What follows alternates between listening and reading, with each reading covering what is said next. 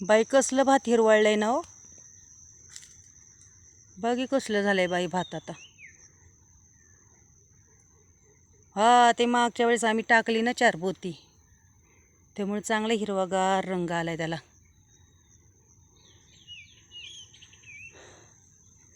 अहो ते रोप टाकताना कुदळीने खांदल्यामुळे रोप काढायला चांगलं मऊ गेलं, हलकं गेलं. माणसं पण लागली लावतानी, बेनायला माणसं लागली. रोज तर किती वाढलाय, 350-400 रुपये रोज म्हणायला लागल्यात बायका. हा बघा की बाय, आता काय करायचं माणसानी. 2दा खत झाली आणि धान्याचे रुपये वाढले.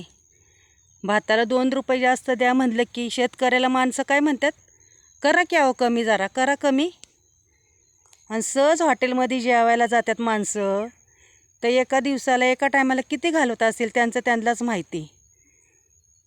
आणि शिवाय त्या वेटरला आनंद व्हावा म्हणून त्याला टिप पण देतात.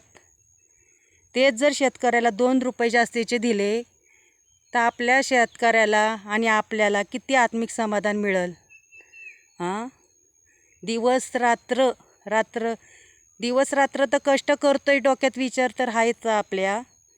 पण ऊन म्हणत नाही आपण, तहान म्हणत नाही, पाऊस वावरं कावरं वावदान सुटतंय ते म्हणत नाही, काही म्हणत नाही. सारखं झगडत राहिलोय आपण शेतात. आपली किंमत केली पाहिजे ना, बळीराजाची किंमत केली पाहिजे. त्याला 2 रुपये जास्तीचे उलट त्या माणसांनी दिले पाहिजेत.